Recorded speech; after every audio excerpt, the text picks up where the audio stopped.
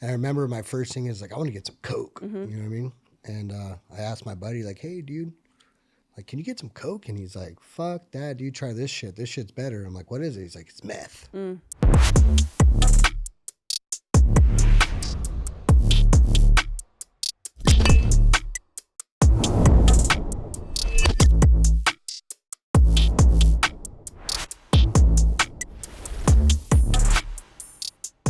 Welcome back to the Hopeaholics Podcast. I'm your girl, Natalie Eva Marie. And I'm Chad Carlson, and you're listening to the #1 addiction and mental health podcast. And you guys, if you or a loved one is struggling, make sure you head to askevamarie.com or chaddick.com and chat with one of our AI companions 24/7. Or text the number right here on the screen. Together, we are breaking the stigma around addiction and mental health. And fighting the fentanyl epidemic. Now, let's get into the episode.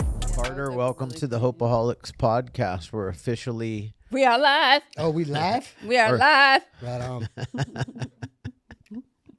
Is this You're good? funny. Huh? It's good right here? Yeah, it's good. All right. As long as you can hear yourself in the headphones. Yeah. So, like, if I start to go away, it sounds Yeah. different. So, For yeah. dramatic effect. Yeah. Emily will chime in and say, excuse me, sir, can you please put the mic? Emily needs a button where she could just talk to us Well, she has a mic on now. on our headphones, and Don't you nobody have else a- can hear. That's possible to do. Don't you have a mic now? She only brings it for Tuesday night Recover Out Loud. Oh, you guys do like a meeting thing too, right? Oh, Yeah, every every week. Tuesday night, 6 p.m. Pacific Standard Time. The link is in the bio in our link tree. All are welcome. All are welcome. All are. You don't have to be an addict. You don't even have to be clean. You can be an both, addict. Like our parents and stuff. Yeah, go to- parents Oh, come. really? Yeah, family That's members. cool when you have family members involved in like things like that, you know, kind of. Yeah. It helps them, you know. They need to, if they want to understand the disease too, because it affects them as well. You know, like we get loaded and we like fuck up other people's lives The too. chaos You that know. we cause in Yeah. people's lives and Yeah. loved ones. And Exactly. sometimes they get really sick with us, man. Yeah. Like trying to chase us around and protect us and doing all this gnarly stuff. They I mean, become we've had addicted to- recently had a couple of people on, but specifically one girl that was, she wanted to just come and tell her side Oh, because yeah. her sister's still in active addiction. Yeah. It's pretty rough. gnarly. You know, like I was kind of blessed. My mom has 30 years clean. Oh wow. So my mom is OG Vatos Locos Yes. forever. Like grew up in the hood, like white girl, you know. But she's got 30 years clean, and like so, like a lot of the times when I sit back and I think I reflect, like on step work and things like Sure. this, like I just you don't realize the chaos that you do cause in our little one's life. You know, like the lying, the manipulation, the whatever it is to get that fix or to get them off your back. You know, Yeah. like it's crazy, and so like. For me, most of the time, it was to get them off my back. Absolutely. Do you know how many times I've taken 30-day chips just to get my mom to like, all right, mom, you know, 'cause Breathe, my yeah. mom, like in North County, like my mom is, I don't know how to say it. Like, she's not like, my mom's awesome. I have the best fucking family. Can I cuss on here? Of Yeah. course. Okay, cool. Like I try not to, but sometimes it comes out. So my mom's run several different detoxes, you know, so like, when I came into this program, you know, into the 12-step program, like there was no excuses for me. You know, like I had to watch my mom walk through things like death of both parents, you know, her trauma as a kid, like and so like any little excuse or reservations that we call it, just don't cut it. You know what I mean? How old are you? 42 years young. Nice. And where did you grow up? Vista, Vista. Where is Vista? It's just in San Diego. B-Town local. Oh, Yeah. okay. Just Okay, like okay. literally, like Okay. what's it go? It goes Oceanside? Oceanside, Carlsbad, So that's- Vista, So it actually goes Oceanside, Carlsbad. Vista's a little more east end, a little bit. but they call it Tri-City. So like they all kind of meet in the middle. Okay, see, it's right there. Just Okay. like bam. Like literally- Honestly, I think so. Vista, you say it's 45 minutes, but the way I drive, 35 minutes. Oh gosh. Bro, I used to drive. Brothers, like that. sisters? I do. I have 3 sisters, 3 younger sisters. Oh wow. And any of them have the disease? So not like me and my mom did. I do have my sister. It's right underneath me. She had a little struggle with it for a while. But my other one is like a God-fearing, loving. Like dude, I can't tell you how blessed I am. My family is so fucking legit. Like they're so cool, bro. Like hardworking father that's a Mexican. Like I don't look Mexican. I'm so Mexican. My dad's a landscaper. Like you know what I mean? Yeah, Like, yeah, I'm yeah. You're so Mexican, your dad's a landscaper. Yeah, bro. You know what I mean? Like Does she look Mexican? A little bit. Huh? Are you? Half. See, me too. Yeah. If you meet her mom though, Yeah. her mom doesn't look Mexican. No. No. She does her hair blonde and she's light. She has olive skin, but she's light like compared to my other aunts and uncles. Okay. But yeah, she looks like Mexican Little. Italian. Ah, that okay. I can Italian definitely see the Italian. in Italian Danish. there. Yeah. Oh, okay. Yeah. so you're half Mexican. I'm half Mexican, half white. Okay. So when I made the joke about the landscaper thing, that's my stepfather, who I consider. But my real dad is 100% Mexican, Uh-huh. gangbanger till the day he was murdered. Really? Wow. Yeah. In and out of prison his whole life, and that's like him and my mom met when they're banging on the streets, doing their thing. And So your mom was like grew up in the neighborhood. Is she like Street life? a white Chicana? Absolutely. My mom's got like the gang tattoos, all that to wow. prove it. Now, if you were to see my mom now, completely different. But there's little telltale signs, like when she stands up and she's making her point across, she like does the whole fucking like, hey, let me tell you, like. Yeah. But besides that, my mom's just totally recovered, like Yeah. loves NA, NA? NA. I love NA too. Me too. Like I'm NA. Bro. She's AA, so it's okay. The other person. If it wasn't for AA, it wasn't for the I'm predecessors, all the AAs. if it wasn't. NACA, CMA. I like them all. Yeah, I mean, Whatever works. But see, that's the difference between you and us. Like when you're an NA person, you're NA to the core, and that's it. bro. That's it. We don't do CA, FSA, MA. MA. What's the methamphetamine MAA? They got the marijuana anonymous, the cocaine anonymous. The only reason why is because all of those other ones speak AA language. do. Yeah. And we created our own, way. Yeah. And so that's how we are. Trust and it's me, fine. I always give Liz shit about that, like I'm like, hey, oh, here we go, and it's like, it's funny, but, yeah, like, NA people are funny, man. dude, Like funny. like, so like a lot of the people I grew up in NA with are like NA Nazis. Yeah. I don't mean Nazi like it's Yeah, yeah, bad, yeah. but that's just Like that's sort what of- they call them. Yeah. Yeah, yeah. So like hardcore, and it's Hardcores. like you even say, "Oh, I was sober." They're like clean. Yeah, I know. You know what I mean? Like clean. Like they do that shit to a newcomer too, dude. and it's like, bro, it's based on attraction, Or the way, yeah, exactly. rather than promotion. We need to get the newcomer in here first. And then at the end, they're like, "Well, thank you for your order being clean." You know what I mean? Just have to throw the jab in there, Yeah, But it's, all the NA meetings out here have this statement at the beginning of the meeting that we the declaration statement. Yeah. Yeah. We try to refer to our clean. nobody all the not one newcomer hears that statement, and they fucking all say sober. Yeah. Dude, I catch myself saying it, and I'll hear my mom in the back of my head. And I'm like, "Oops, sorry, mom." You know what I mean? Because It's hard for me because I do on the podcast. I say sober because I think that's more recognized. I mean, AA is huge. Huge. I Yeah. mean, without Humongous. them, we wouldn't be here either. At Right. You know.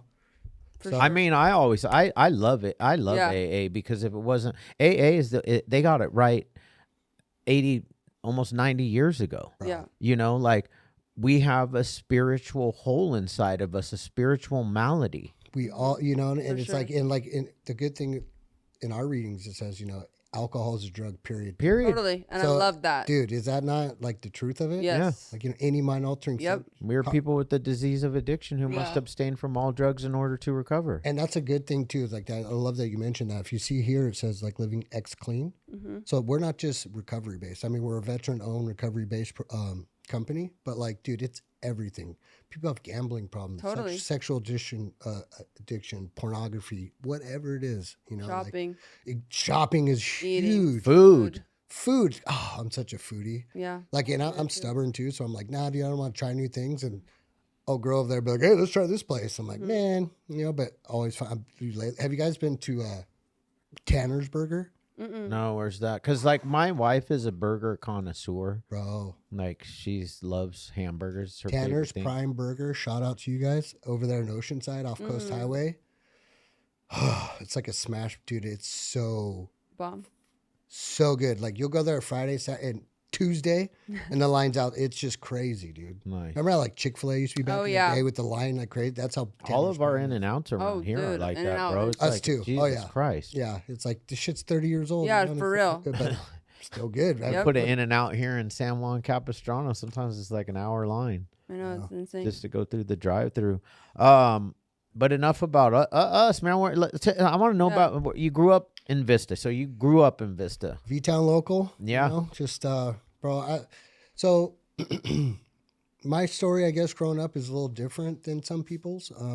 I didn't have like a fucked up childhood. Bro, like I said, my family, I've come from a really good family, super family based, you know, where the way we kind of show our love is we like to shit talk. So it's instead of like, you know, it's like, I got to watch how I say this. I don't want to be politically incorrect, but like, oh, I love you. Like, you're gay. You know what I mean? Like, that's kind of like how, you know, and it's just how we are. Like, we're not like the huggy, lovey, like, it's like, you know. That was my family too. You know, like all my sisters are like.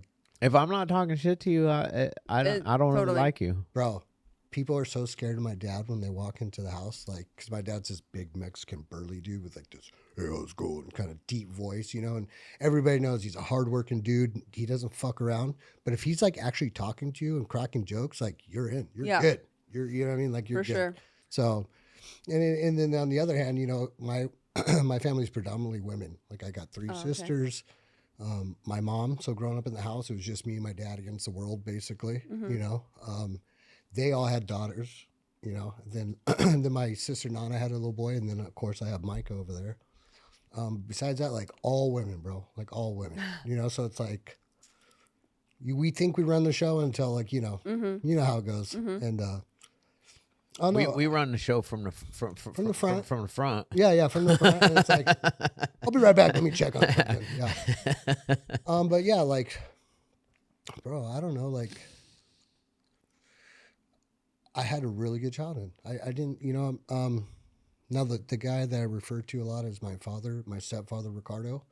Of course, he was my stepfather. My dad, when I was born, was locked up in prison. Did like 24-year stint. I think something like that, 24 years or something. I didn't even meet him until I was like 11. And I was like this little chunky kid. I met him, you know, had to go to Donovan to meet him. But like besides that, like nothing, like no sexual, no nothing really, you know. How long was it? When was your stepdad introduced to you? Day I was born. Oh, okay. So my mom was 15 when she had me. You know, wow. Young, in the streets, doing their thing, VHB, like just crazy stuff, you know. But my dad, by the grace of God, met my stepfather, and he's been there ever since. You know, he's been a predominant role model in my life. Not to speak bad about my real father, but like, you know, I never had that connection with my real dad as I do Richard. And that's why, like, I have his last name tattooed on my back. Like, that's the guy so when I refer to his dad, that's who I'm talking about, you know? No disrespect to my dad. So so your stepdad's been with you from the moment you were born? From 21 Jump Street, yeah. Wow, okay. You know, so, yeah, dude, I've learned a lot from that guy, you know? Growing up, I always felt like the only thing I could say, but this is just because I was unexperienced with life. I never could understand why he would never say he was proud of me. You know, things like that. Like, why does it seem like I'm never doing good enough, you know? And I didn't realize until I was older, like, do you know how hard it is to raise another man's child? Sure. And especially to raise a man, period. It's like, and I'm not taking away from raising young girls, but like to teach society's role for men, like, dude, it's hard. Both sexes have a big responsibility. Yeah. But, I really didn't understand until I had my own kid, you know, and then on top of that, like, kids are brutal. I mean, they're truth, you know. It's like, I don't think I ever told them, hey, you're not my dad. I don't think I ever said that kind of stuff, but like, the thought was there. Sure. Like, who the fuck are you, you know? Like, I just always had this animosity, but yeah, dude. I mean, he always kept us roof over our head. He runs his own landscaping company. My mom's, been in recovery, works in recovery ever since I was little. So you never got to see your mom drunk or in her. Well, when I was young, so she'll probably be like, why did you share that? But when I was young, you know, like, and we still lived in the worst part of town, all her gangbang buddies would come over and like, you know, like she'd roll around and we'd do like things on the streets. Like I'd be in the back seat with a bunch of, you know, Vatos Locos forever, fucking, you know, like, but you know, I never like physically saw her got high, but now that I'm older and I did my drug of choice is the same drug of choice as her, like I totally recognize the patterns, you know, like my mom was one of those cleaners, like get high, it's like I'm cleaning fucking everything, you know, so. Meth? How'd you know? It's my drug. You know what I mean? Like, and like, that's a pretty common drug of choice at, you're younger than me, but at our ages, age range. Yeah, you know, it is. And you know, the crazy thing is like, I never knew about meth. Like, even though my mom was into it, I never knew about meth. You know, I figured out what meth was when I came back from the military. Like, I was, So when did it pop off for you? When did your addiction like spin out of control? Like when did you start using? Because you ended up going to the military, right? Right. So I'd say probably around 2005. 2005. What was high school like though? Did you play sports? Oh, bro, wrestling, hockey, surf team. Like I did. So substance wasn't a problem then. I smoked weed. So look, the funny thing is, remember in Half Baked when they're like, "You're in here for some fucking weed, man." You know, like one time my mom was like doing my laundry and she found weed, and so, bro, and my mom's already been in recovery. Yeah, you sure. know, so it was like the whole world broke loose. She got me like all of a sudden the next day I'm like going to Helix and I'm like in this recovery home and like all these dudes getting out of jail and they're like, "What are you doing here?" I'm like, "I guess I smoke weed." And they're like, "You're in here for some weed, man?" You know? But yeah, like, so I mean, I never drank a little bit, did a little bit of ecstasy, nothing like hardcore. Yeah. Like I had a pretty normal life, you know, but after that, you know, and I got out and I was clean for a little bit. I guess you want to call it clean. I remember like coming home and I was getting stoned again. And like my mom was like, "What's going on with you? I want you to pee in this cup." And I'm like, "Pee in a cup? I'll just tell you I'm high. Like I'll burn the bottom out of that cup." You know what I mean? And so she's like, "Just wait till your father gets home. We're going to have a talk." And it's like, dude, like I said, my dad's just doom and gloom kind of like, here it goes, you know? And I remember the day like they got home and it's just in my family, like when you're getting lectured, that's it. You just shut up and you just listen, you know? And they're just yelling. Just trying to, you know, do what parents do to try to get your kid back on the right path, you know? And the phone keeps ringing. And like, I already know better. Don't worry. That phone ain't ringing. You hear it, but it ain't ringing, you know? And it's like, "Are you going to pick up the phone?" I'm like, "All right." And it's, "Hello? Staff Sergeant Ezroth, United States Army Recruiting Office. Like, can I have a minute of your time?" I'm like, "Bro, when can you get here? Like, I need to get the fuck out of here." He's like, "What do you mean?" I was like, "I'm looking for any way out of here. Like, what can you do?" He's like, "I'll be there tomorrow." Wow. Cool. How old were you right there? 16. 16. Oh my gosh. So I did what's called the delayed entry program. So I signed up, went through. So, of course, the first time I had to go to take my ASVAB, all that stuff. I scored really high. So they basically told me, "You can do anything you want in the military." I was like, "Cool, I want to be a firefighter." Because I was like, "Oh, dude, you know, everybody loves firefighters." Yeah. So it helped me when I get out. I was doing good. To take you down to 30th AG, before you go in and swear in and do all that, kind of do like a last cycle of like testing and stuff. And we were at the San Padre Trail Inn, and this dude was like, "Hey, bro, like, do you mind if my girlfriend comes over?" And I'm like, "Sure, whatever, you know." Dude, two super hot chicks roll in, and I'm like, "Dude, I'm just a dummy. I'm a dummy, dude, you know?" And I hadn't smoked weed. Like, my recruiter got me, like, the Cheech and Chong drink, you know, just in case. So I passed the thing, and of course they had weed, dude. And I was like, "All right, let's smoke." Everybody, so when they line you up in 30th AG to, like, pee, everybody's just like, "Okay, we all know we're adults. Dark yellow, yellowish, clear, right?" My shit was neon green, like Mountain Dew, bro. So I put it up on the counter, and they're just like, "See you in 45 days?" I was like, "Yeah, I'll see you in 45 days, you know?" So came back, and basically that eliminated all my choices. Like, "Yeah, dude, you could basically be a fuel pumper or go in the infantry." I'm like, "The infantry? What the fuck is that, you know?" "Oh, you want to jump out of airplanes?" I'm like, "Yeah." "You like laser tag?" I'm like, "Who doesn't?" cool, we're going to sign you up for infantry. And I kind of basically was like, yeah, dude, no problem. Fucking, let's do that. Signed up. Didn't even figure, does it say fuck fentanyl? Shout out to the homie, dude. Anyways, so yeah, that started my thing back in 2001. So I actually joined August of 2001 before September 11th happened. I was in basic training when that happened, you know?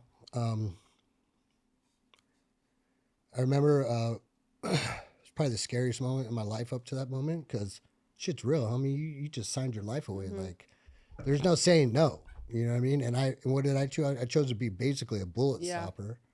You know, I wasn't behind the lines. I was going to be kicking doors and doing my thing. And before September 11th happened, like, so I kind of want to touch base, like, with connecting the dots. Like, so I've not always been really religious or spiritual, but I've always, like, now that I look back, there's certain things that connect the dots for now, you know? And this might sound a little wacky, but I remember it was September 10th of 2001. I was, like, in basic training, and there was no, like, nothing had happened yet. And I had this really crazy dream. And it was like,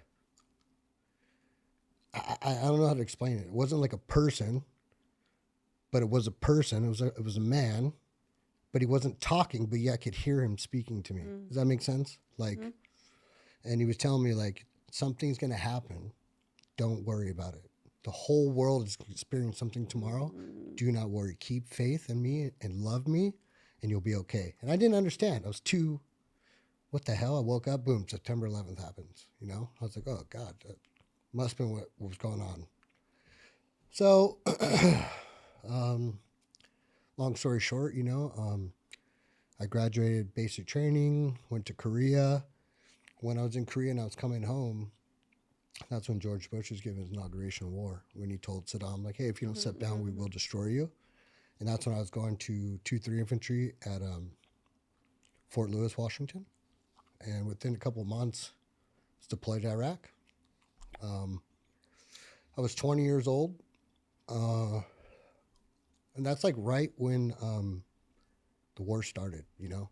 Like, I remember the day there was like this little chain link fence that was like literally like 3 feet high. And that was like separating Kuwait and Iraq, you know? We kind of just rolled through it. And there goes the craziest parts of my life, you know? Just like being 20 years old, you barely even know who you are, you know, let alone how to handle situations or like what's going on in life. And here I am being faced with bullets being shot at me, bombs, grenades, people that hate me for, I don't even fully understand why. And it was nonstop, like for that full year, nonstop, you know? So when I went there, I was a 240 Bravo machine gunner. So I don't know if you guys know what that is. It's a machine gun that's 49 inches tall. So if I were to stand up, can I stand up? Yeah. Yeah. So if I stand up, it comes up to my nipple right here. That's how tall the machine gun is. 49 inches tall, shoots about 1,300 rounds a minute. It's 27.9 pounds. So it's like, it's a big gun. So like when we were convoying through, it's like, see how this thing is? It's like a swivel mount on the back of the Strikers. You put a 240, it's called Australian swing arm. So it's like basically I was pulling rear security for our convoy, you know? Sorry, sometimes I got to slow down and remember. So that was like my first experience with war. So my rules of engagement were you tell them stop, they don't stop, you fire warning rounds into the hood of the car. So to me, what I heard was you shoot into the hood of the car and you tell them to stop, you know? So like it was quick when they were like, all right, Carter, motherfucker, like you got to listen to what we're saying, you know? Like I wasn't like reckless with it. I was 20 fucking years old, dude, you know? Scary too. Dude, like I never, like this is a part of my story. I always have a heart because like, look, I don't want people to ever think like, oh, he's a victim. You know, like I chose to join the military. Sure. Now, what happened after that? It's part of what happens, you know. Yeah. And it's you signed up. sign a dotted line, and even though it wasn't happening at the time. Right. Exactly. You, Just the potential for that to happen. who fucking would have guessed it, right? Right. Like literally, like a month. I mean, honestly, because like war hadn't happened for quite some time. What, Vietnam? Yeah. Right. Or well, actually, Well, there was the first Bush invasion, uh, but Operation Desert Storm. Desert Storm. Yeah. that was like 100 hours. You know what I mean? Yeah. Yeah. It's mainly oil fields being blown, like caught on fire. But yeah, like I turned 21 in Iraq. Like I remember the night, like like we had stopped these guys that were, because we do a lot of like so when we got there, it wasn't like disorganized, but there was like a lot of things that hadn't been installed yet. So like we were kind of pushing our advancing our military forward, you know. So we came all the way from Kuwait all the way to Syria, had to come back down, Baghdad, Fallujah, all these different places that you hear about.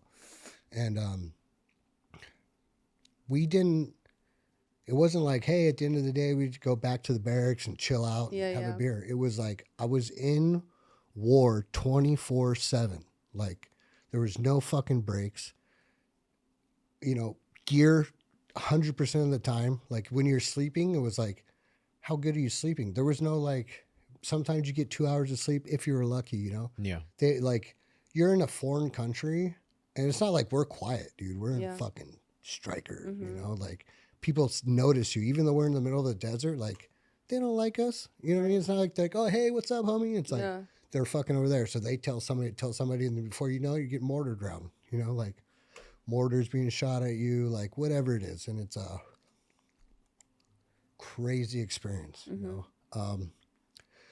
Finally, when we did make it to Mosul, that's where Uday and Kusay were finally killed. We kind of shot right where they were killed. We set up shop in that palace. So that palace was pretty significant. I believe it's called the Nabi Yunus Mosque, which is like one of the biggest, most fancy mosques that Saddam had. He had like 40 engineers or architects like build. So it's like one of a kind. Nobody could ever replicate it. It has like this crazy fucking, dude, it's super beautiful. Even though it's a mosque, like it's beautiful.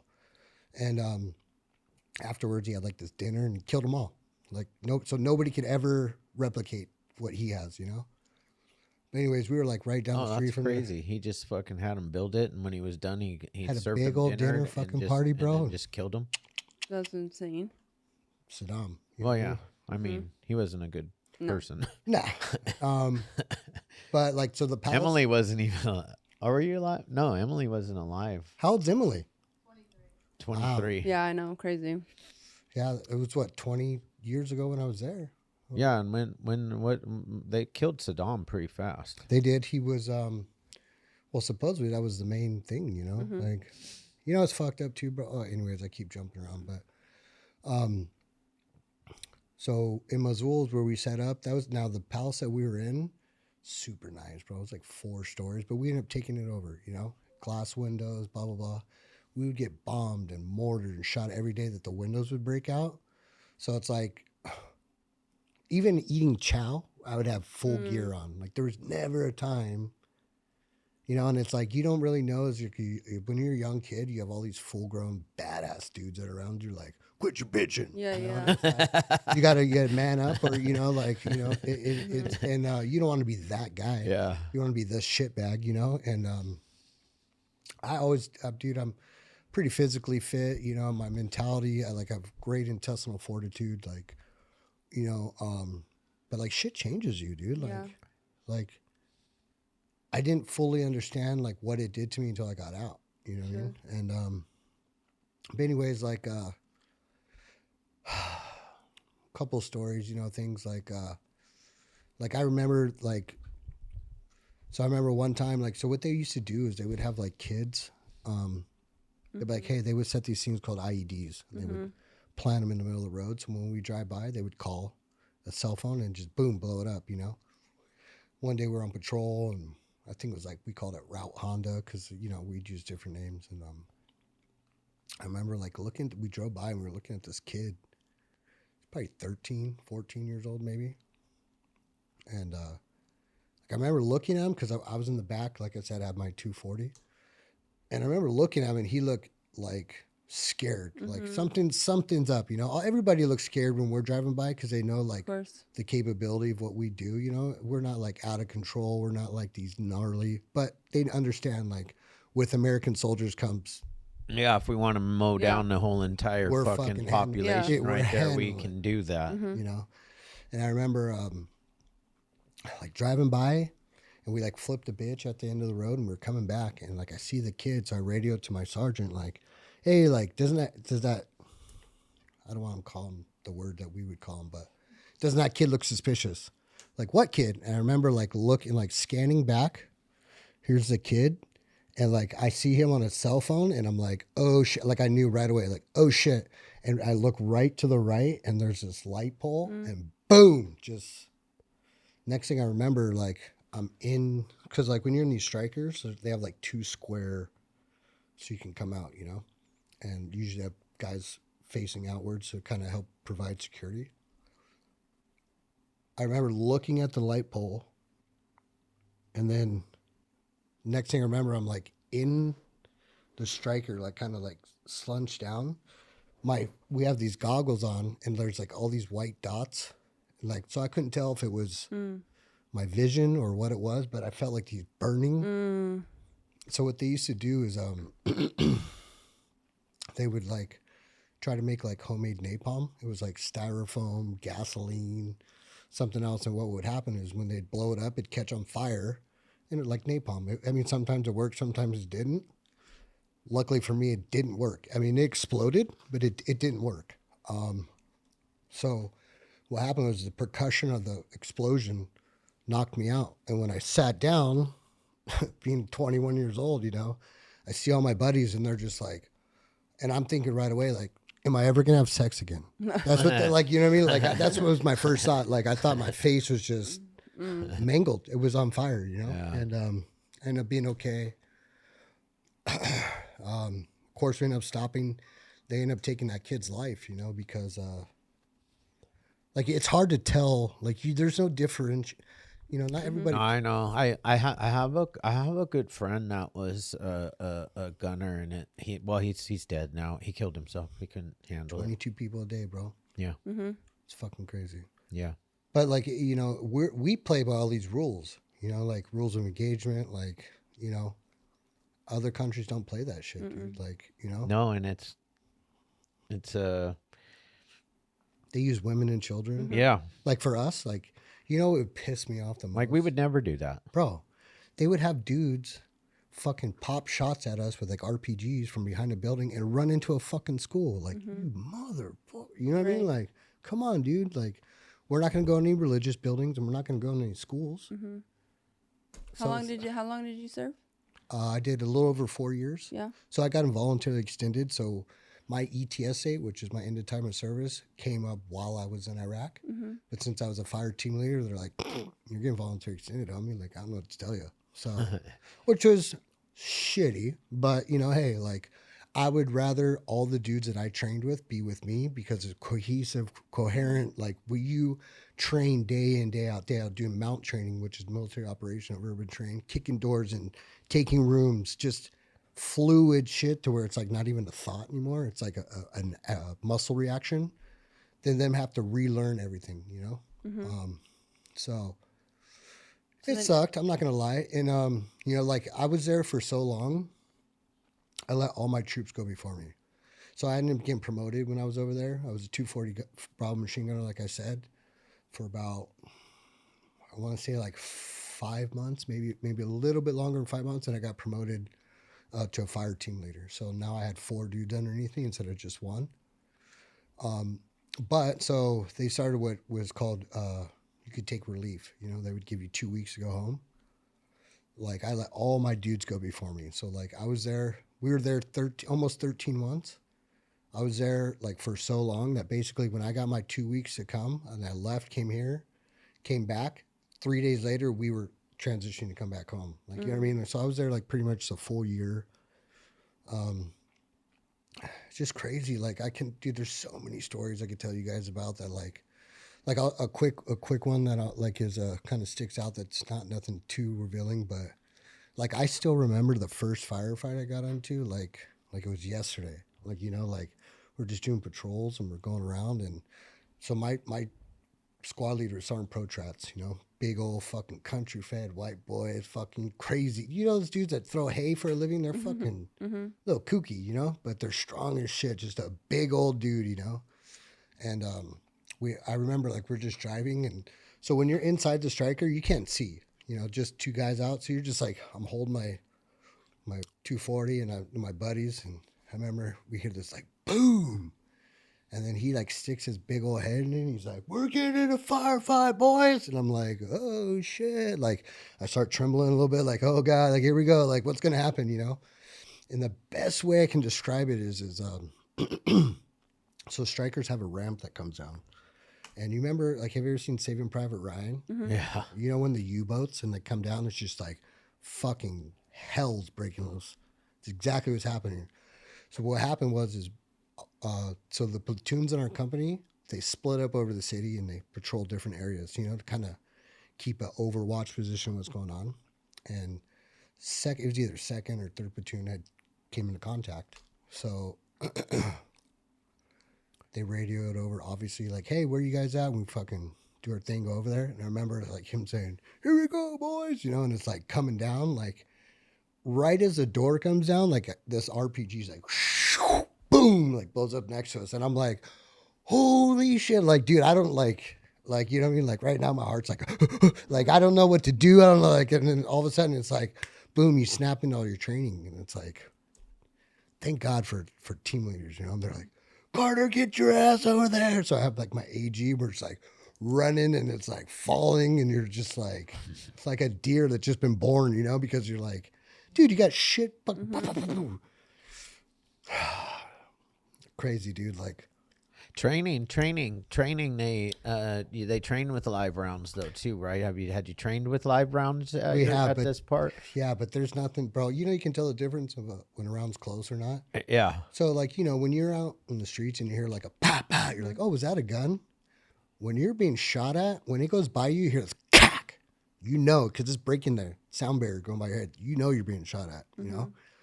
And it's like, dude, when you hear that, you're like, what the fuck? It's not like in the movies where you hear, whew, it's like a caw, like puckers your butthole up real quick, you know what I mean? Like, so that first, that's where I actually got my ARCOM with the Valor device. So they have different levels of rewards, not awards. Yeah, awards. Like, you know, they got Bronze Star, Silver Star, Medal of Honor, which is like, bro, you know how badass it is to get a Medal of Honor? Like the president salutes you. Mm-hmm. Like the commander-in-chief of the free world salutes you. That's fucking cool. But anyways, so what happened is after we split up, this is that first firefight I was talking about. We're going through the city. We're clearing. There's people up in buildings. They're like, anyways, I ended up being at the right place at the right time. My RTO, my lieutenant, and my platoon sergeant were pinned down. And I was able to clear a path for them to get out. So that's like where I got my first award from, you know. Now there's crazy things that happen, like, so where I was at, I don't know if you guys remember when the war first kicked off. Remember all those journalists that they were captured and then they started beheading them? Those bodies of those people, they put behind donkey carts and were traveling through the city. That was Mosul. It's like we found that cart, you know what I mean, that was carrying these people. And that wasn't like the fucked up shit. Like they had things like Blackwater security, like all these Halliburton, like all these people that were would employ guys in prior service to come over and like be security and pay them $100,000, whatever, you know. But like they're like private security basically, you know. There's not special ops, but you know, I remember one time like I don't know what they were doing. It's none of my business. I just do what I was told, you know. But they got pinned down and they were like in the middle of the city, two cars, and they're just getting shot at. So we roll up it because we just happen to be on patrol. We're the closest ones there. By the time we got there, they'd killed everybody. And they'd set the cars on fire, you know. And of course, when they see us rolling in, We got Mark 19s and 50 cals. So we like, you know, clear this shit out. We disembark, get everybody. So like we create a perimeter. We put the fire out.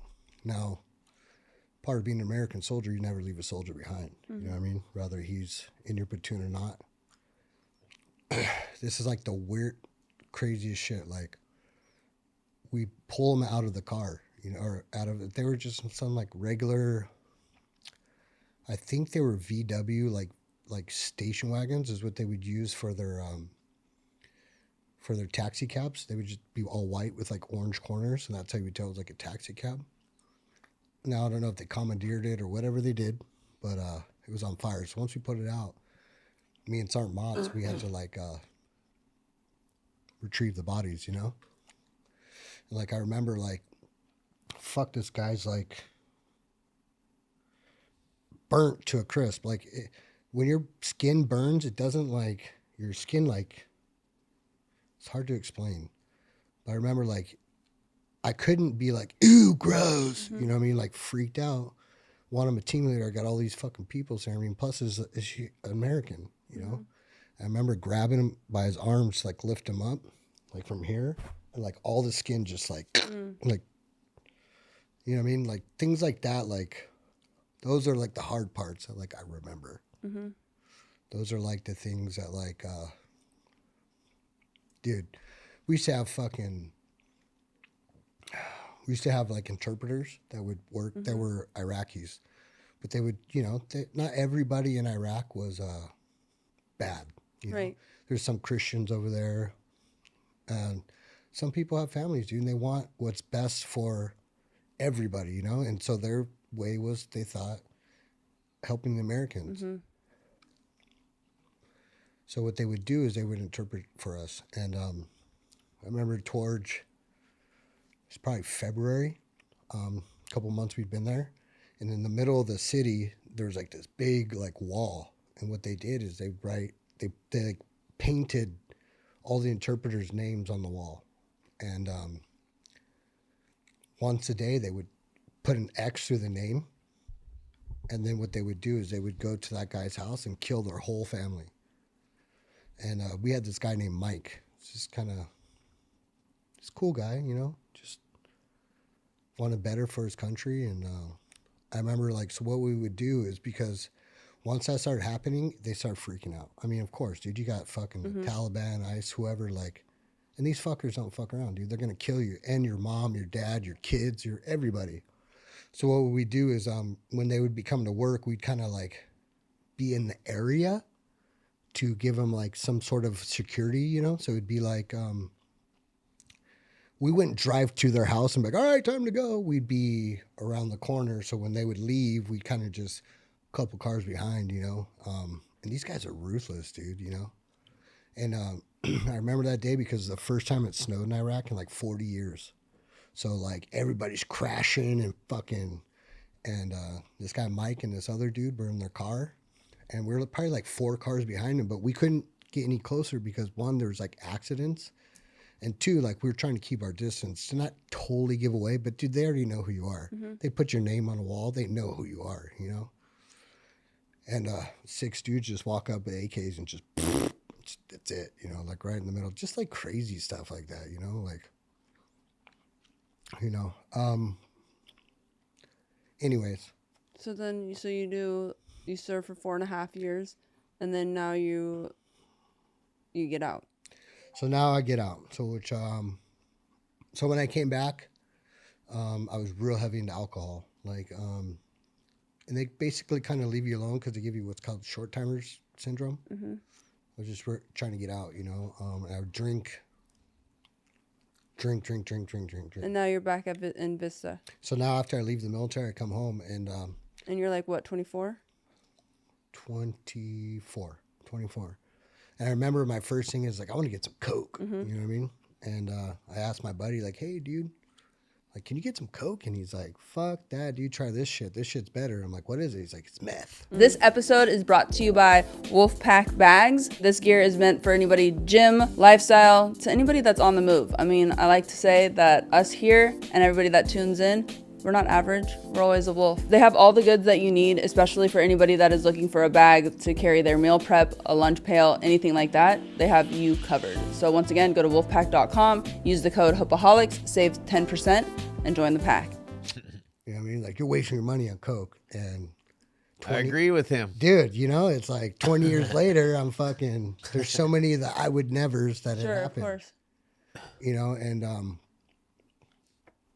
I would never like, I remember when I first did it, was smoking on foil. Like, I didn't know what a pipe was. Yeah. You know? I never smoked that shit out of a glass pipe. Yeah, never. You know, and then it's like, I'll never shoot it up. And then before you know it, at the end of my run, I'm doing it at a street light. Like, I'm professional at it. Yeah. Like, I can show up to the dope house and people are like, Carter, hit me. You know, and it's like, because when I was CLS qualified, combat lifesaver, so like doing IVs, all that shit, like, I'm good at it, bro. I know how to, you know what I mean? Like, golden, like, bam, got you, you know? Where other people's arms are just tore back. And... Emily's laughing. Emily thought that shit was funny. He's literally talking about shooting people up, Emily. Yeah. Shit's not funny. Yeah. But, like, the crazy thing is like, when you're in a disease, like, the guy that can hit you, you're like... Oh, yeah, for sure. And I was pretty good myself. Yeah. Yeah, you know, I mean, it's like, dude, I still got my I feel bad though, because like I feel like I fucked some people's life up because of that, man. I had a big thing with not shooting you up for your first time. I would never do that. But I had a chick at the time who was all about it, you know. Yeah. So I'd be like, you talk to her. That's God will judge her on her. My bad thing was like, and like I think I've said it on the podcast before though, was mine was more along the lines is, if you were gonna have me do it for your first time, you were gonna do the same size shot that I do.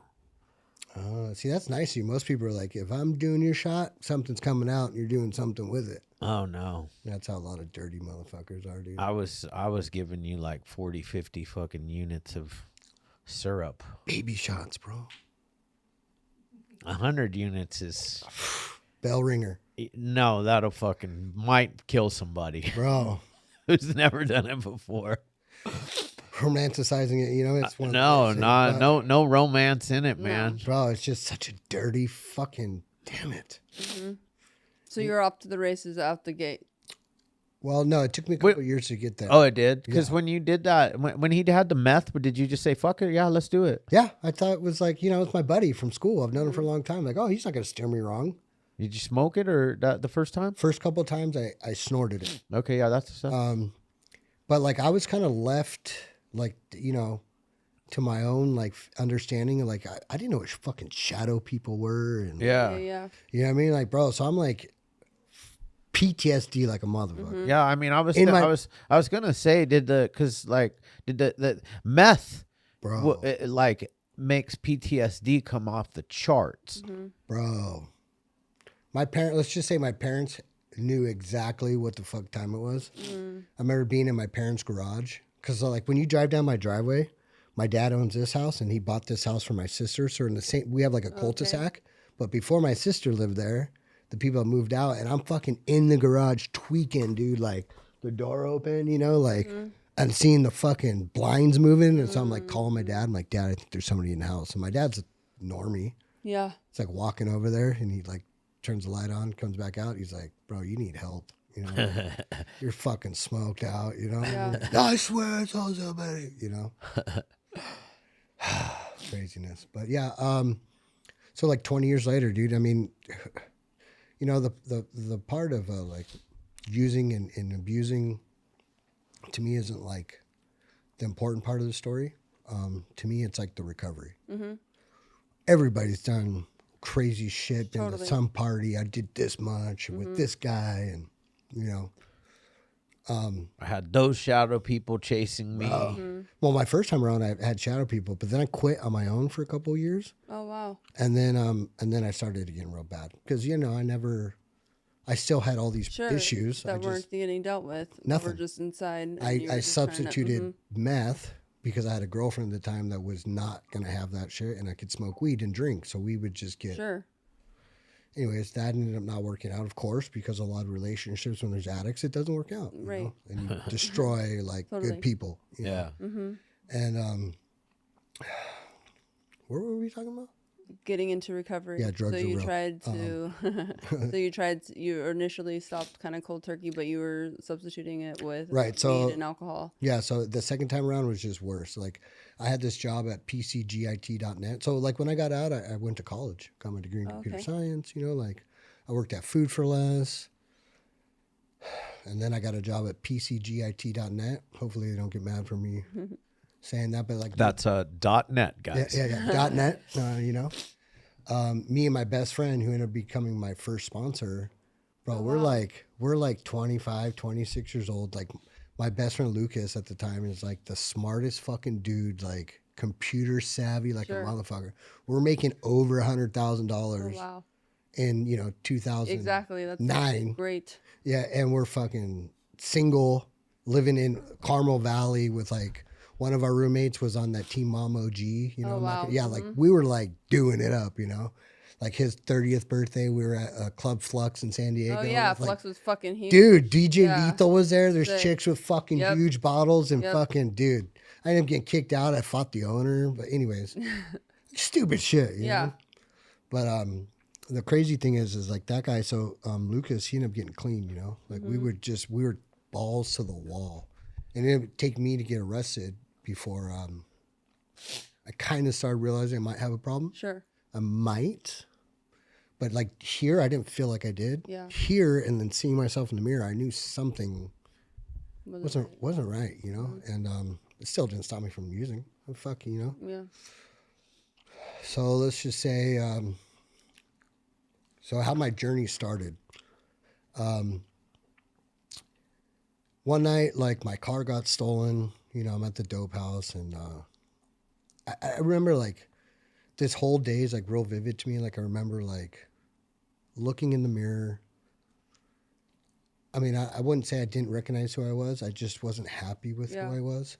Like, and my conscience was telling me like, dude, all these fucking things you've done, bro, and look at what you're doing. You're like in a trap house, like sleeping on the floor.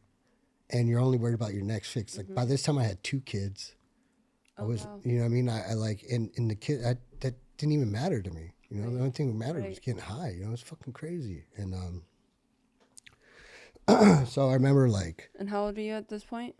I think I was. So my clean date is December 4th of 2019. Okay. And I'm 42 now. So that's why I was like 36 or something. Okay. About that, right? My car got stolen. I remember just like not really giving a fuck. The guy was some piece of shit dude that, I don't know, like it's just the way it was meant to play out that way, I guess. It's the only thing I could say because I had to trust the process, you know. And the crazy thing is I get in a fight with the dude, and I remember just going like, fuck, I'm over it, dude. I'm fucking over it. I don't know what to do. I was so beside myself that like where this dope house was, there's like this long driveway, and I remember like having 2 ounces of dope, and I remember like just to be spiteful, like I dumped an ounce of dope out in the dirt. I was like, fuck you guys, you know, like pick it up out of the dirt, you know. And I remember walking away, and my phone rings. I look at it like, fuck, dude, I haven't talked to this guy in forever. It's Lucas, the guy I was telling about, right? So the first time he calls, I don't pick up because I know what he wants to talk about. You know, you just kind of have that feeling. Then he calls back right away. So I'm like, sit down on the fucking wall, and I'm like, this is what's going to take, you know? I got to face this. Pick it up. He's like, hey, dude, you okay? I'm like, bro, like, I'm not in the mood for your shit. Like, you know what I mean? Like, I don't want to hear I'm holier than thou. I don't want to hear any of that shit. He's like, look at your watch. What time is it? And I'm like, it's like 3 o'clock in the morning. So I've been clean for 8 years, dude. What the fuck? What do you think I've been doing awake at 3 o'clock in the morning? I'm like, I don't fucking know, dude. Like I told you, I'm not in the mood for it. He goes, I had a dream and God told me to call you. And I'm like, what? Shut the fuck up. He's like, dude, whether you want to believe it or not, God told me to call you, and it's exactly what I'm doing. And like I broke down, like, because I was, dude, like, isn't it crazy how God like will come into your life, like if you're seeking him and you don't know how to ask or you need help or you don't know what signs to look for, like he'll find a way in. And he's like, are you done getting high? I told him, I am, but I still have dope. You know, like I still want to get high, but no, I'm done. It's like, look, check it out. I'll call you back later. All I need you to do is show up at this address at this time. Don't worry about the rent. I'll take care of it. And my buddy makes, mind you, we went from that company. He started his own company. Sure. He's a millionaire. He does all, Wow. you know, paid for my recovery. And I showed up. Of course, I had to try to do as much of that dope as possible. Like, it's my last time, you know, giving it away, doing it. I'm going to show up, but I don't want, it's not a good idea to say the recovery place's name, but they're in San Diego. And like I said, I showed up December 3rd. So my first clean day was December 4th. Didn't last very long. I didn't relapse, but I was, of course, I was smoking weed. So by the time my third drug test came around, I was still testing positive for weed. And in their standards of their house was about, by that time, you should be clean. Sure. And bro, like I was skinny too. Like I don't know why I wasn't using, but they're like, you're out of here. And that was Christmas Eve, dude. They're like, hey, you're fucking out of here. And I was like, fuck. So they kicked me out. I make it back to Vista. And I go to this thing up in North County, bro. North County recovery is so good. So good. If you guys are ever in the area, like, hit us up, come to some meetings. Like, bro, North County NA is like awesome. So we do this thing called the 12 Nights of Christmas. I don't know if they do it in other places. But we do it here, yeah. Do they? So yeah, but NA, so we have two areas here. So South Coast area, Narcotics Anonymous is really dwindled out here in this area. Yeah, we had a lot of treatment centers and we had a lot of big meetings, and then COVID. And you guys are in this area. You guys are known for treatment centers, like. Everybody down in my area goes, Orange County, would you go to treatment there? That's like their question. You go to treatment in Orange County, you know? Like, yeah. But yeah, so they did this 12 Nights of Christmas, and I remember showing up, and my mom and my dad were not disappointed, okay? They were just like, check it out. That's called fucking life, homie. Like, just because something didn't work out doesn't mean you're going to quit. Like, you're still going to or get the fuck out of here because we're tired of your shit. Right. And the mom goes, hey, there's a fucking 12 Nights of Christmas. Why don't you go to that? I'm like, all right. Now, my mom, like I said, she's been in recovery 30 years. So, like, her two best friends, when those three women show up to a meeting, they're like the golden girls because they all got 30 plus years. Yep. Yeah. Two of them run big detoxes. Like, so they're well known in the community. I remember, like, walking in, and this lady, Michelle, is like, stops the meeting, you know, because I grew up with her, like, basically. And she's like, guys, like, I'm sorry to interrupt, but like when we pray out at the end of the meeting, when we say a moment of silence for addicts still suffers, we're praying for people like this. And I'm like, what the fuck? So like I walk in and like, dude, that was like just the overwhelming like love and appreciation I was shown for being a newcomer is really where it made like, because if I didn't have that kind of reception, I don't think I would have stayed around. Right. I would have found, just like most people, they find reservations or something to, you know, just not stick with it. And bro, from being in the military, like whatever I do, I'm gonna do it. Yeah. You know, so like if I say I'm gonna relapse, that's it. Like there's no like in between. I'm just going right back out, dude. And this time you're not gonna find me because I don't want you to go, hey, you should get clean. You know? So like that reception of like just the love and all the people, like, so the other lady, Denise, her son is my sponsor now. But we knew each other before my mom and him knew each other. So we were like smoking weed at the Cold Stone Creamery back when it got opened, you know? But anyways, he was like, hey, bro, like, I want you to stick around this time, you know? Like, I want you to work the steps. I want you to get a sponsor. And, of course, like any newcomer, like, oh, I know. We know fucking everything. Totally. You know, like, I know. Like, I'll get there. I'll get when I can. He's like, no. Like, check it out. Like, I'm coming to pick you up right now. We're going to a meeting. I was like, okay. And this was, like, my first meeting that I've been to without my mom. Because before, it was like I'd always go to meetings with my mom. It was called the Barn Meeting in Carlsbad. Bro, everybody there's beautiful people. Like, Carlsbad's got, like, it's a different breed, you know? And he's like, come on, don't worry about it, you know? Walks up, and there's this group of people, and he's like, hey, this is Carter. He's a newcomer.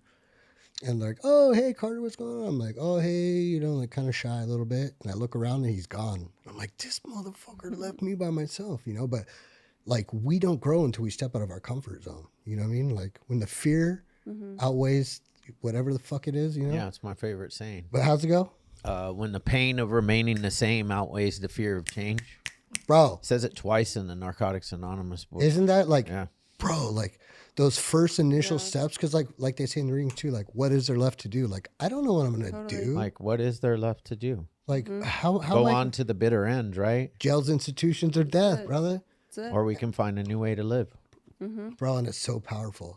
I mean, I love Narcotics Anonymous. I'm sorry to like interrupt, but like when I read when I walk into a Narcotics Anonymous meeting and they read the readings, the first time I got there, I'm like, you guys are talking about me. And I like understood like who is an addict? You know, very simply, an addict is a man or woman whose life is controlled by drugs. Bro.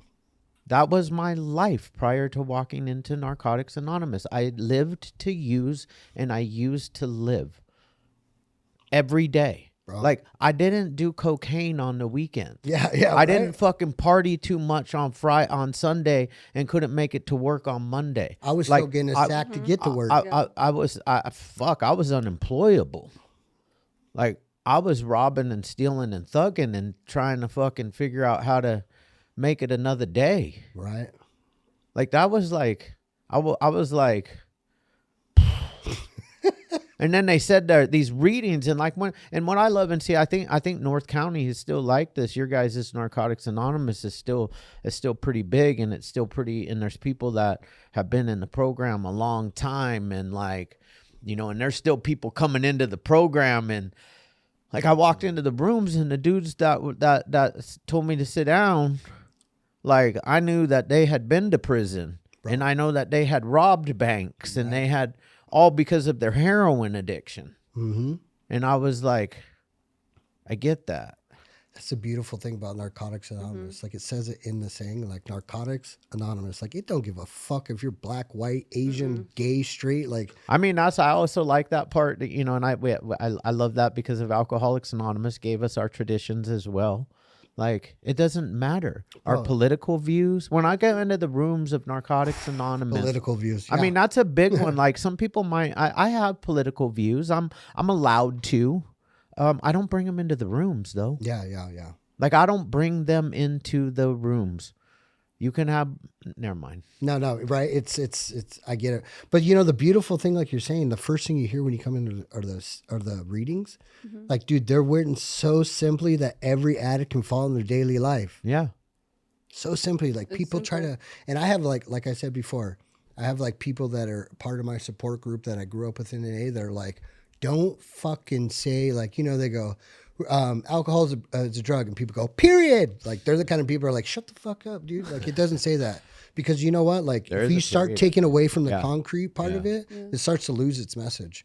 You know, like a big one to me, and like I can't help it now, but like at the end of the meetings, and this is just for today. Yeah. And it goes, tell yourself. It doesn't fucking say self. You're supposed to tell yourself, like quietly tell yourself, and everybody goes, self. I'm like, yeah, I don't do that. A lot of I was a little punk though, you know, because I've been in Narcotics Anonymous since 1990. December 28th of 1996, I walked into my first meeting of Narcotics Anonymous. Not how much clean time I have, but that was my first meeting. They gave me the fucking leader thing, and I was like, I don't know what I'm doing. Yeah. No, but making you step out of your comfort zone, bro. The comfort zone is huge. We're all about that, man. Bro, like the fucking coffee guy, the greeter, the fucking picking up the chair, the hugger, like the greeter, bro. That's the one I don't want to do because like I don't like hugging people, but it gets me out of my comfort zone. You know, and bro, like my journey in recovery. Sorry to like, no, go, but like, bro. Have you ever done something in your life to where you're like, this is like what I'm supposed to be doing? Yeah. You know, like this is like. She said that like a few months back. Like there's only a couple things in life that I'm like, dude, this is what I should be doing. Yeah. Like one, like a man of God, 100%. To be a dad, 100%. to be part of the Narcotics Anonymous community, 1,000%. Like, you know what I mean? I mean, 1,000% for all of them. But I'm saying, like, these are things that, like, without one of those or the other one, like, I wouldn't be here today. You know, like those difficult conversations that we had to have. Without those conversations, I would not be here right now having a difficult conversation. You know what I mean? Like, being okay with having that difficult conversation. right. Like, because you know what? Like, there's a saying too, like, you don't have to dance with everybody in NA, but you got to put your thumb in somebody's butt. You know what I mean? Like, you don't have to like everybody, but you know, like, there's somebody out there that you'll vibe with, dude. And it's like, that's like when you find your herd. Now, like, let me tell you about my herd, bro. Like, all my dudes are like these fucking burly white boys are fucking Odin. Like, bro, super fucking rad dudes. They're about NA, bro. They are about NA. And like, they'll call you on your shit. They're not scared. Like, oh yeah, like, I don't think you put enough work in, which is awesome, dude. Like, so I do a living clean book study with him right now every Sunday. I'm reading that book right now, bro. It's been every day. It's part of my morning reading. Fire. Clean. It's fire book, man. And that's what's I do like Narcotics Anonymous because we keep putting out this new literature. I got the new pack that has like the step work in it, the new way to do the step work for that they tell me it's. I haven't started it yet, but they tell me it's really good for people that have already worked the steps through the step working guide. Because you know what, it's so easy for us to become complacent. Dude, like it's rest on your laurels. I stuck a needle in my arm because I got complacent, bro. And you know, as us as addicts, we can't refuse to be, you know, we can't confused. Like we can't afford to be. No, not at all. Not even a little bit. And it's like, you know, once you start thinking you got a hold of it, like, dude, just because your disease hasn't like, or the devil hasn't like fucking tempted you in a while, doesn't mean he's not it's coming. waiting for that, you know? Yeah, he'll sit back there and wait until he sees that that little crack in your arm or that little. And it comes in so many, like you don't, you know, a funny thing is like, so so after that meeting that I told you, like, of course, you know, I want to be comfortable as I can going through this journey. So I asked my buddy Josh, hey, will you be my sponsor? Yeah. He's like, no, I won't. I'm like, why not, bro? Like, what the fuck? You're my homie, you know? And he's like, I want you to, like, this is your journey. Like, I want you to get what you can out of it. It's like, I want you to sit in the room and pick somebody that just speaks to you. Yeah. Okay.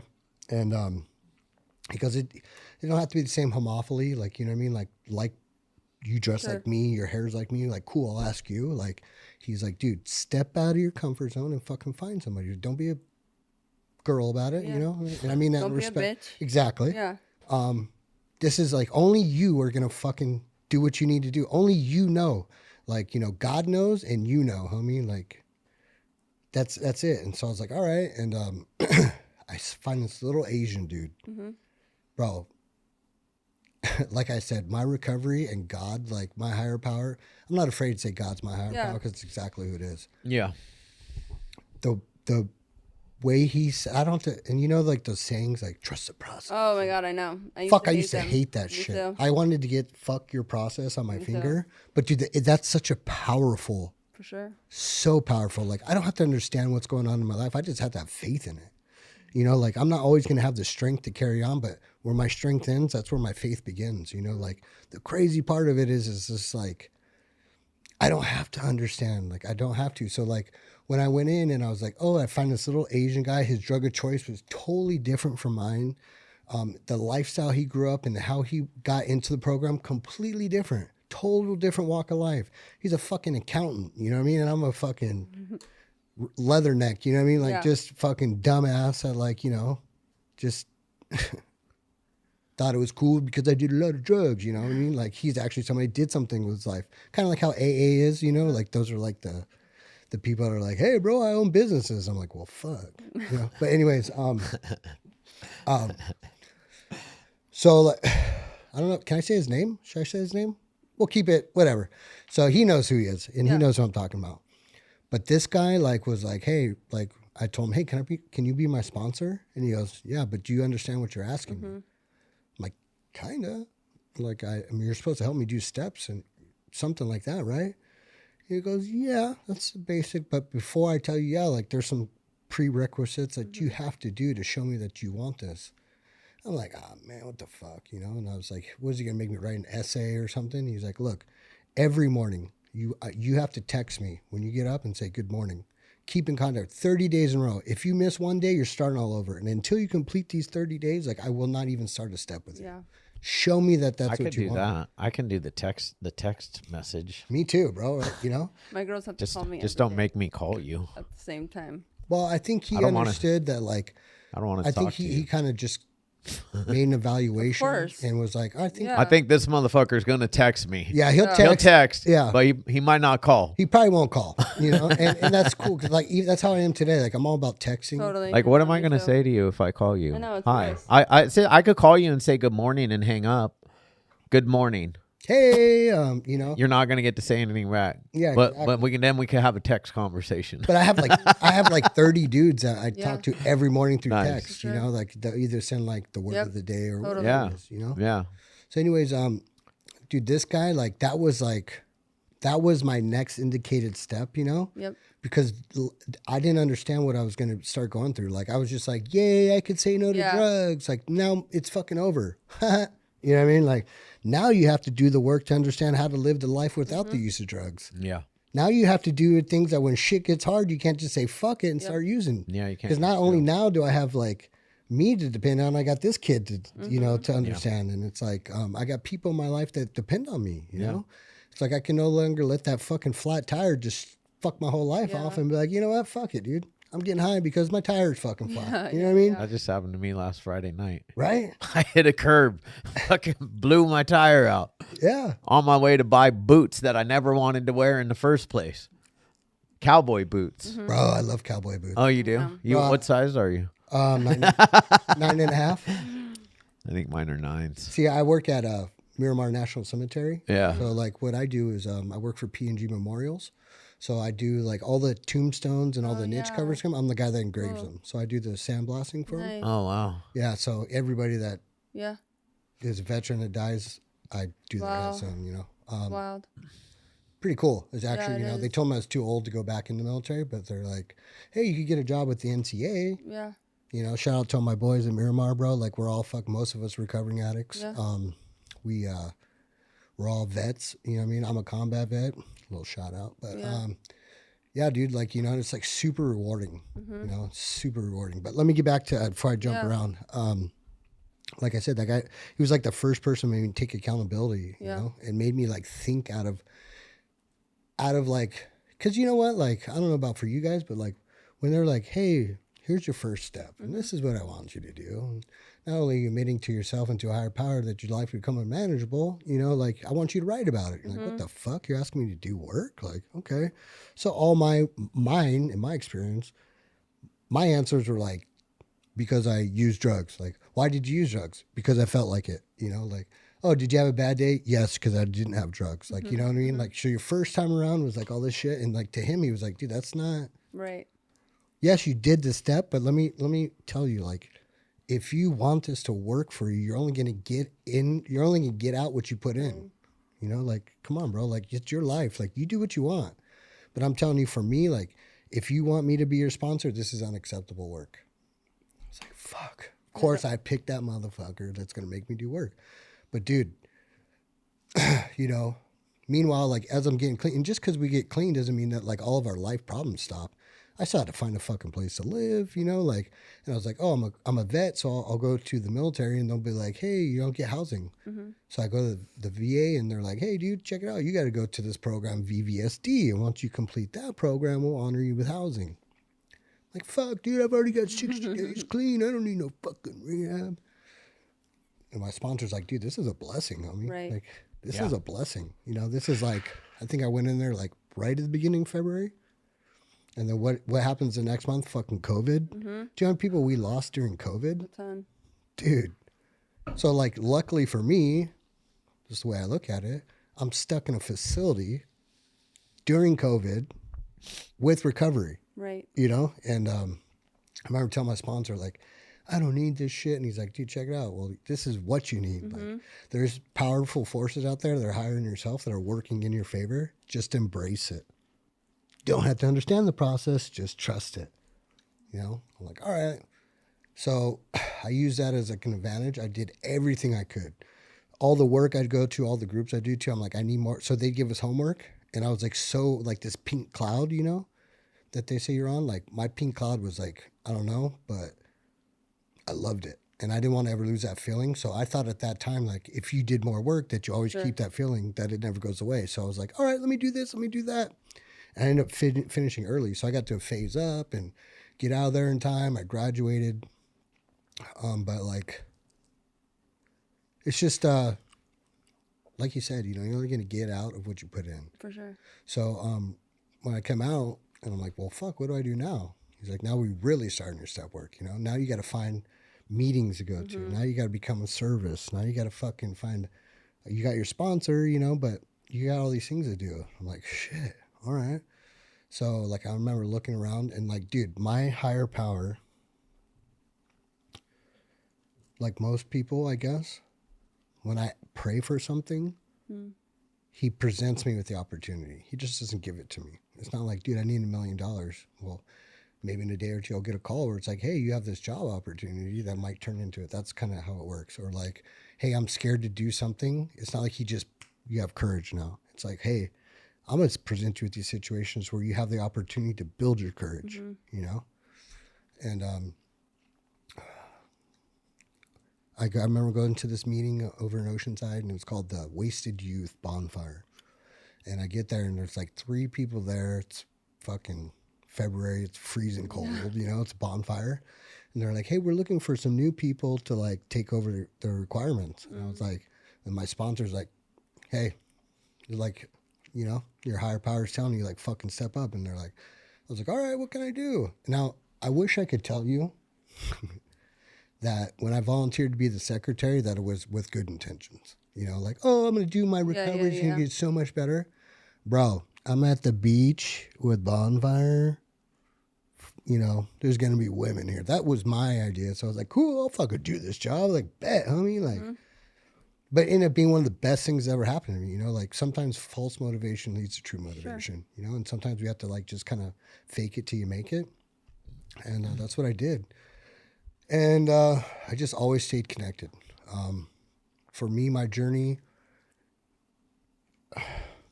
this is like, because look, there's a lot of people that don't like to talk about certain things because it makes them uncomfortable. You know, and having a higher power or God like is one of those words, you know. And it wasn't until like my 5th year of recovery that like this all started coming to me. Like I would pray, and I've been thinking about this all week on like how to present this because I wasn't always like a very religious, spiritual person. This has all happened within the last couple of months. I always knew God was my only true God. I just didn't understand the full concept of what entails of like, you know, like, oh, I was Catholic or I'm Christian. Like I don't follow religion. I follow Jesus. Yeah. Like, that's, you know what I mean? Because so we can go on a rabbit hole about that. But you know, I remember like, so with this company, what has been able to bless me is like I go to these conventions and I meet all these new people. And there's certain things, without like having to go into detail about, there's certain things that like I might not agree with or I might not fully understand. So I remember like we went to this convention and there was this couple I met and like his point of view made sense to me, but at the same time there's that part of me going, but that's not what our traditions say. You know, it's like I kind of battled with it. I remember like asking, first time I spoke to God in a long time, I was just like, hey, you know what? Like, I want to be a better person. Like, can you help me with tolerance and humility and gratitude? You know, so that way maybe I could better understand where that person's coming from. Because there are certain things that the Bible says that you will not get into heaven because of these certain things. So like, it made me question certain things, you know? Not that I think anybody's bad or worse, but just things I didn't understand that I wanted to understand. Now, like I said earlier, he presents me with opportunities to get better, you know? About a week later, we go to this function, and me, my mom, my dad, my sisters, her husband, my son, we all end up getting salmonella poisoning. Dude, bad. The whole fucking house, you know? And have you guys ever had salmonella poisoning? Food poisoning sucks. Salmonella poisoning is like it gets into your blood and like it'll kill you. Like not too long ago, like people would die from this shit, you know? And I remember my son, like one morning I went to work and I was like, I don't feel good. And then my son calls me like, Dad, I don't feel good. I was like, all right. And it just progressively started getting worse. And my mom's like, has to go to the hospital. Then they admit my mom and it's like, it's in her blood. And it's just like, it was real bad, you know? And I was like, oh, I'll wait it out. I'll get better.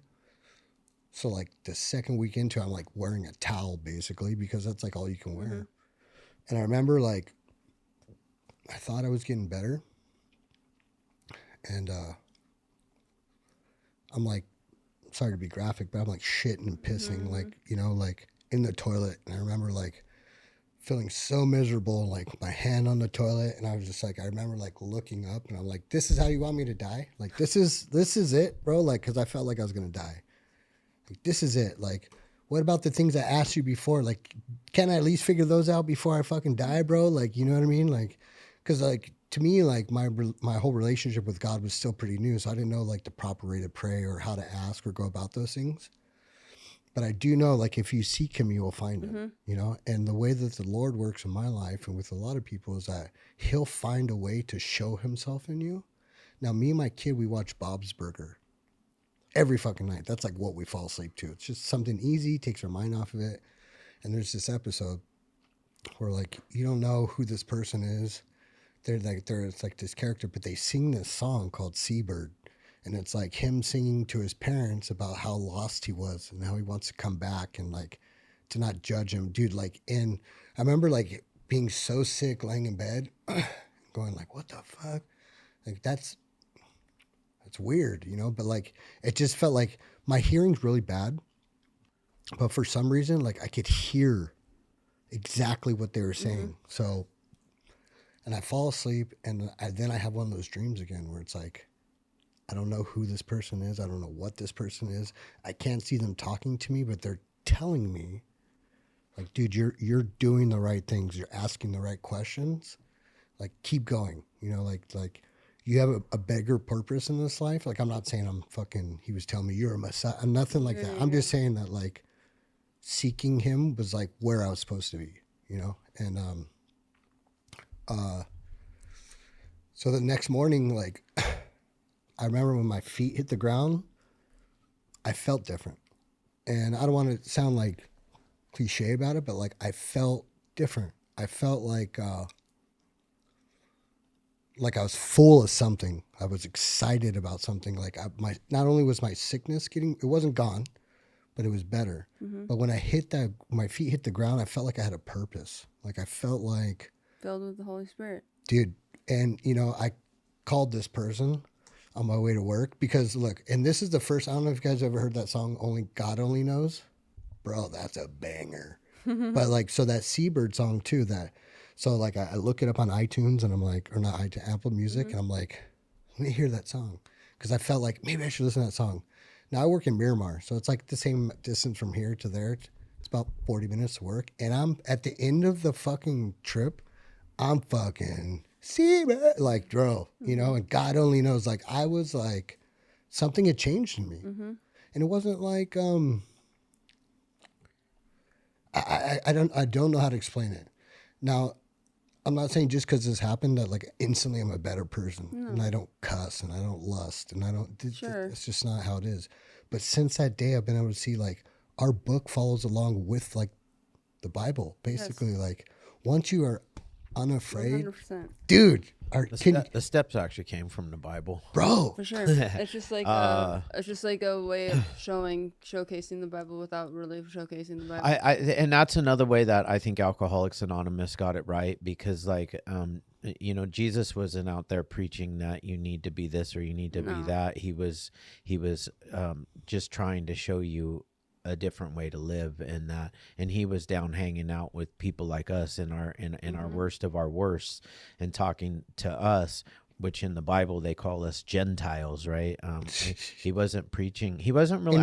He really wasn't really preaching to the Jews. Yeah. You know, unless he was going in there to tell them what they were, where they were failing. Up, yeah. He was going to the sick people. He was going to the sick people and healing the sick people. And I, you know, my understanding of the Bible, and I call myself a follower of Christ. Thank you, Natalie, for giving me that word. I don't call myself a Christian, even though I do believe that I'm a Christian, but I call myself a follower of Christ because I'm not a big religious dogma. Right. I don't want to get misled by people's interpretation of the Bible. I want to interpret the word of God the way I interpret the word of God. Right. And from my understanding. So powerful. My understanding my understanding of getting to heaven is that the only thing you have to do is have faith in Jesus. That's it. And believe. And believe. That's fucking like, it. and that is it. Like I can break every rule and just try to do a little bit better every day. I'm still going to heaven. Bro, and you know, for a long time, it's called grace. Mm-hmm. I was just about to say that. For a long time, I never had grace or gratitude or like thought that I had hope, you know, because of the things that I did when I was overseas. Right. I didn't think I was worthy. I did not think there was ever anything I could say to him that would make me go, I forgive you. You know, he died on the cross for us to go for all of that. Bro, sorry, ma'am. You know what I mean? Like, the crazy thing is like, you know what's cool about Narcotics Anonymous and church?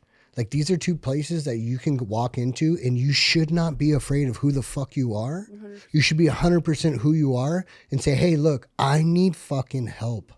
Yeah, that's what church is. That's what church is. Church is supposed to be for the hurting, for the weak.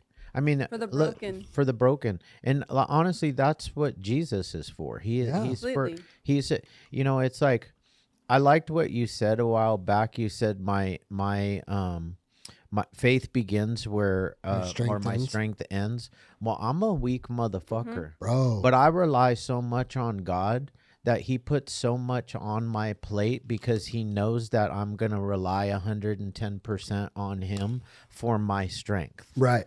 Like, there's days when, like, you know, doing what I do for a living, and there's days when I'm like, I'm unqualified for this, and are you sure you have the right guy?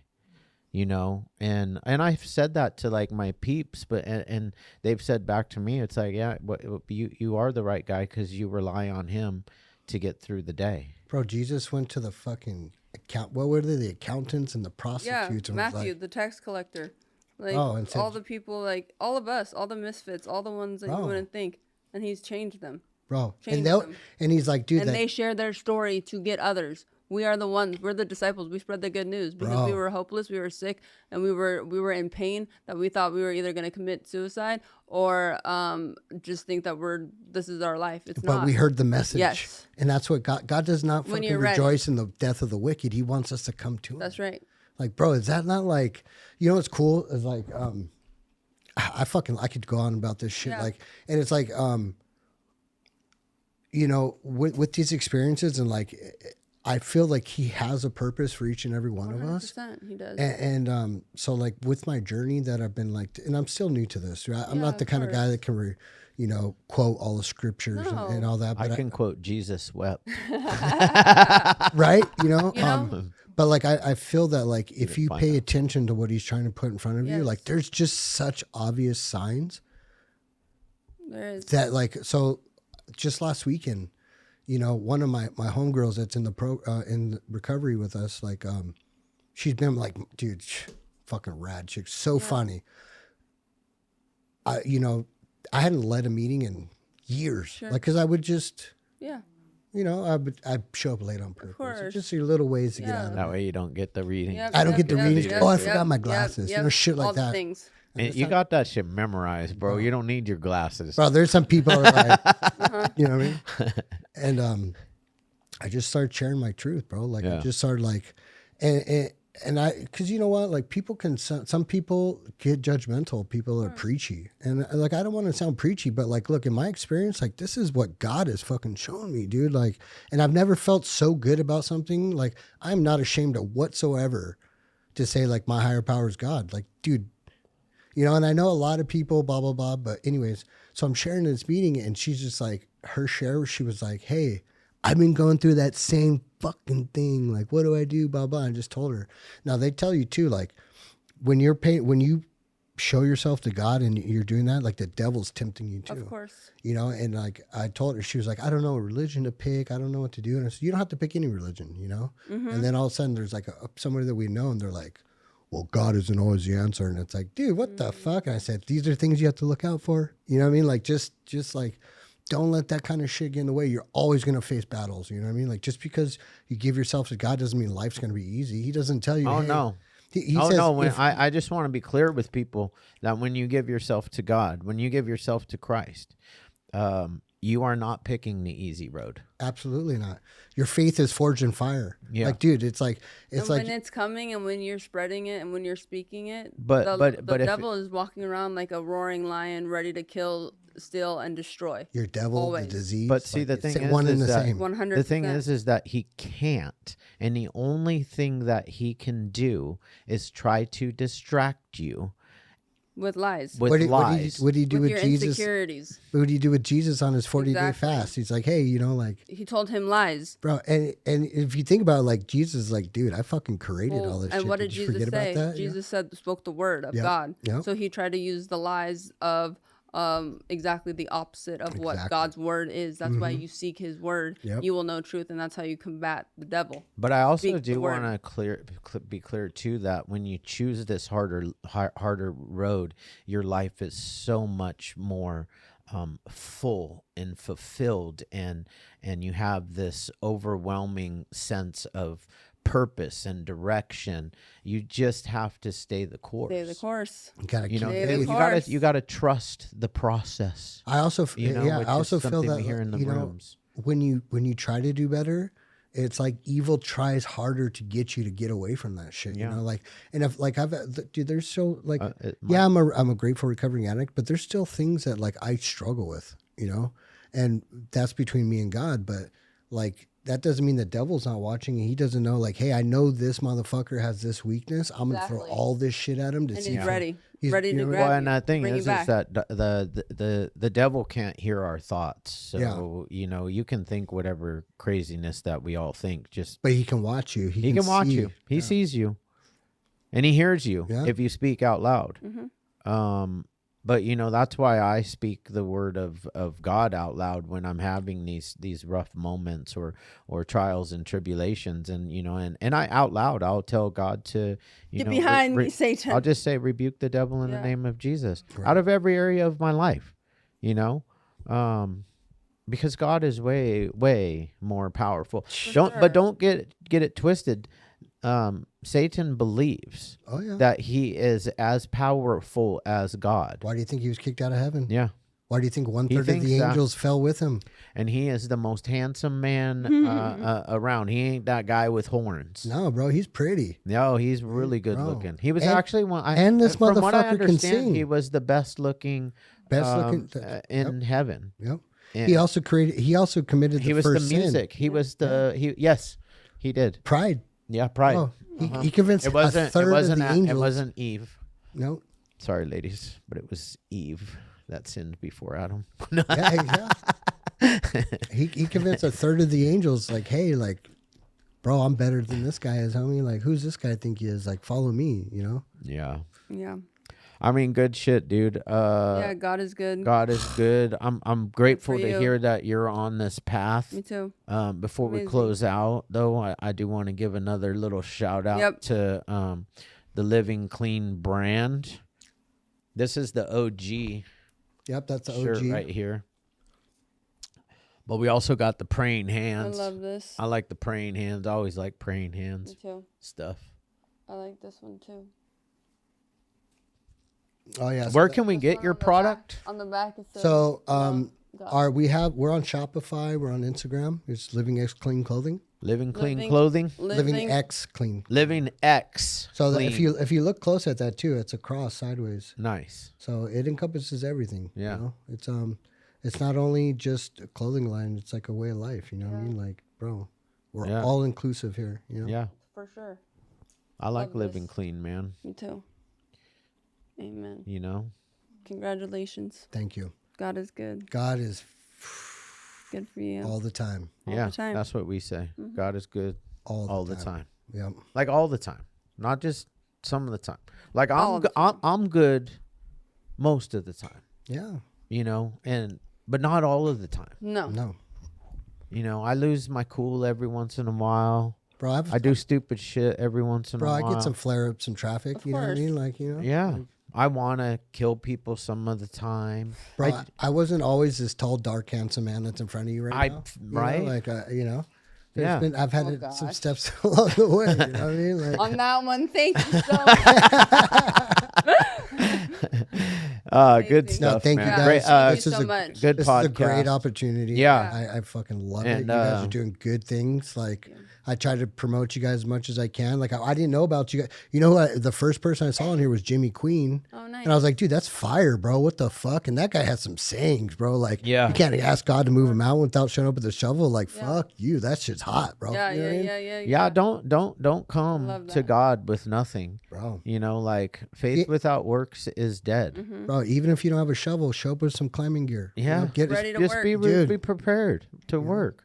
fire. You know, get out there Really and do God's work. This is God's work. This is This is- 100%. I wouldn't be doing this. This isn't my. It seems like my natural habitat now, but you know, it's because we've done 300 episodes. But like, Is this this the isn't. 300th episode? I don't know how many it is. Am I 300? It might. I mean, it might be. We'll see. You could be 300. 300's dope. Right. But yeah, I mean, fuck, man. Like Well, this like- shit that we're doing tomorrow. Oh, you not guys my- are going to a convention. Not right? my natural No. habitat, but it's like God has called me to do this. He's given all of us. He gives all of us a voice. And if we don't share our story and we don't walk through our fears, what are we doing? Who are we helping? Bro, for the longest time, I didn't think my story was anything, you know? And people are like, matters. dude, you don't. So I've never been to prison. And they're like, dude, but there's so many why? people that's never been to prison. I've never fought How in many a people war. have? I was just gonna say, how many people have been to war? Not Right. many. There's a very small percentage of small And you know, group and that not needs to help. and not to take away from anybody or any of that, because all addicts need help. Of course. But like, there's so many of us that have this fucking sin called pride, dude, that we're too proud to fucking. For 20 years, I never asked for help because that's not what infantrymen do. No, for You sure. know, and it wasn't until I was actually willing to accept that, like, I might need some fucking help.